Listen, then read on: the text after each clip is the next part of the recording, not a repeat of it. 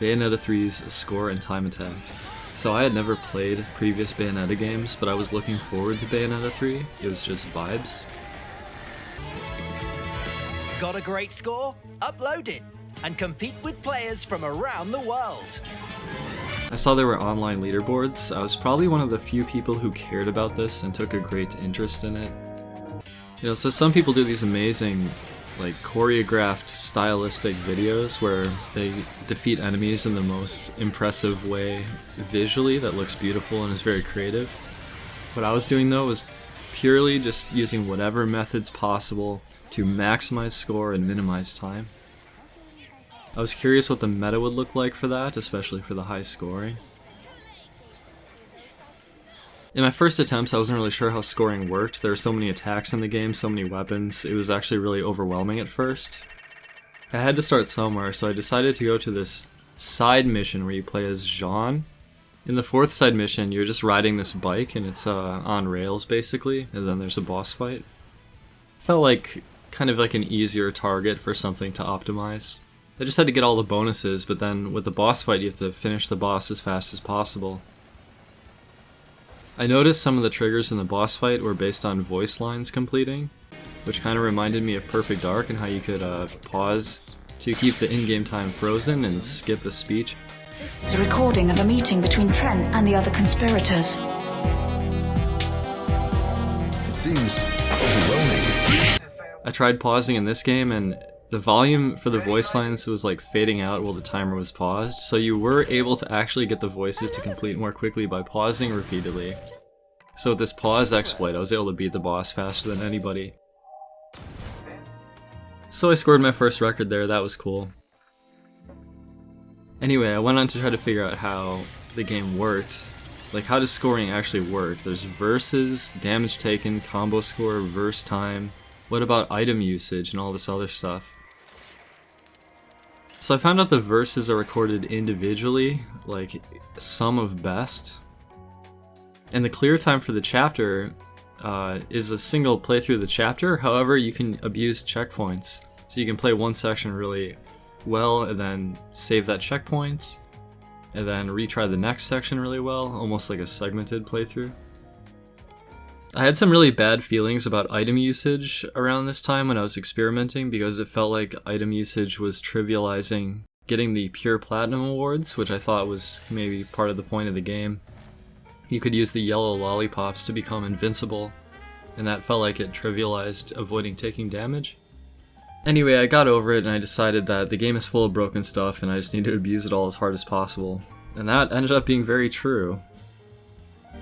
Early on, I was experimenting with Chapter 1. I still didn't know what I was doing, but I was able to get third place score. I realized that because verses are recorded as a sum of best, it would actually be kind of arduous to actually have footage of all of your best verses together. But then I realized I'm someone who is capable of recording all my gameplay sessions and then finding the best verses and then editing it together. And maybe it was worth going through the effort to do that. There was also this boss named Rodan. He's extremely hard to beat, but I found this Chinese video of a strategy where you're able to get infinite witch time using the clock tower, canceling the clock tower, and then doing damage to rebuild your magic. Enough magic to resummon the clock tower and get witch time again. You can keep witch time going permanently, and this is one of, in my opinion, the 3 most broken things in the entire game: infinite witch time. You don't even have to dodge anything, you just need to execute this sequence. You get more score when you hit somebody under witch time too, so it's just incredibly powerful. Anyway, the Rodan AI couldn't even really fight you under witch time, so you can go through the entire fight in one long string of witch time. Anyway, so the scoring mechanics, the way this works is there's 3 bonuses you can get. One is improv by doing punch, kick, gun, masquerade, and a demon attack. There's enraged, which you can either taunt an enemy or have an equipment that enrages the enemy. And the third is witch time, where you get more score under witch time, and if you're playing as Jean, you get even more score, but she's only playable on the alt chapters, not on the main story chapters. Effectively, what you're trying to do is convert the enemy HP into score, And when you get them down to really low, finish them off with a big overkill attack, so the final attack will give you extra points. Around this time, a glitch was also discovered using the legacy weapons. So these are the Bayonetta 1 and 2 guns that were only accessible by having Bayonetta 1 or 2 save data on your Switch. It seemed to let you warp forward really fast, and I was interested in this, and I ended up, I just decided to buy Bayonetta 1 and 2 for Switch. There were also out-of-bounds discoveries ongoing, such as Chapter 9, being able to get out of bounds here and going through the wall and avoiding certain triggers. I decided to start speedrunning Chapter 9 because I wanted to learn the out of bounds and just experiment with it. I continued to work on the Chapter 9 speedrun and eventually got one run down to below 8 minutes, which was pretty awesome. Another big glitch was found in the game, and this is probably the most broken glitch of them all. This ink attack with the Kraken. You can set it up so that Kraken is spewing ink onto the ground, and it's supposed to do a little bit of damage. But then you do a wink attack while it's active, and instead of the wink attack coming out, the ink attack will come out again, and the ink will do 30 times normal damage. Every time it hits, it's doing 30 times normal damage. This is obviously incredibly broken. When enemies are first spawning, they are actually immune to being completely killed. So during their spawn, you can slam them with that 30x damage ink attack and just like boost the score to the maximum. So the super broken journey begins. The clock tower witch time abuse, the legacy weapon warping around, and the Kraken glitch. I decided to ink up the leaderboards. There were other ways to do that warp glitch. You could use it with the ribbit libido to actually control your movement going backwards.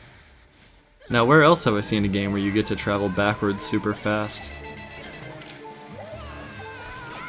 You could also go from the spider's winder ability into Crow and Mega Warp. This would actually travel insanely far out of bounds, but it also allowed you to bypass large fight triggers and really break some of the chapters by skipping verses, and I started to explore the game's triggers by skipping key fights and seeing if it was still possible to complete the chapter or not.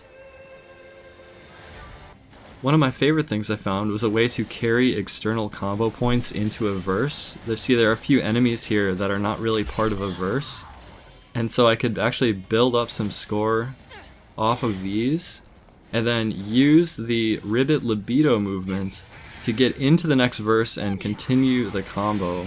This was a really cool way to get more points. Another thing I discovered was that the ink hitboxes can overlap and hit multiple times on the same frame, and this can give you even higher overkills on certain enemies if you happen to get lucky and have the hitboxes overlapping. I even went back to some of the other Jean stages and got some good scores on there. There were no exploits there really, but they were actually pretty fun little 2D stages. Viola is a whole different gameplay concept, and I hadn't got around to learning her stuff. I know she had at least one exploit to increase damage, but I ended up not really playing her. I reached number 1 on standard score, and I ended up getting max times on certain stages as well. One level was even glitched and wouldn't even update my score. January rolls around and they decide to patch the game. Patch 1.2 kinda ruined the leaderboards because they ended up patching out the two most broken glitches, which is the legacy weapon warping and the ink glitch, but they ended up keeping my scores and times. So I had some stuff that was impossible to achieve without those glitches, and the newest patch of the game can no longer do those things. The third broken thing though, the infinite witch time, that is definitely still in the game, so that would be the go-to method of building score, by just ensuring that you always hit everything under improv and rage witch time, and then finish with a big overkill attack. You can use something like G-Pillar Masquerade Rage to finish it. But, that's okay. I was getting tired of inking up the leaderboards,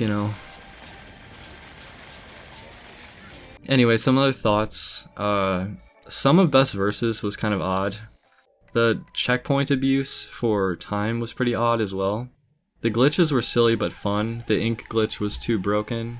Clock Tower Witch Time, that was just too broken. Another thing about this game was that Standard and Expert didn't have meaningful differences, so the leaderboard had a lot of redundancy, which was not ideal. Also, some of the gimmick verses had no meaningful gameplay, and would sometimes be faster by 0.01 second for no apparent reason. Anyway, that's pretty much my experience with Bayonetta 3. Thanks for watching.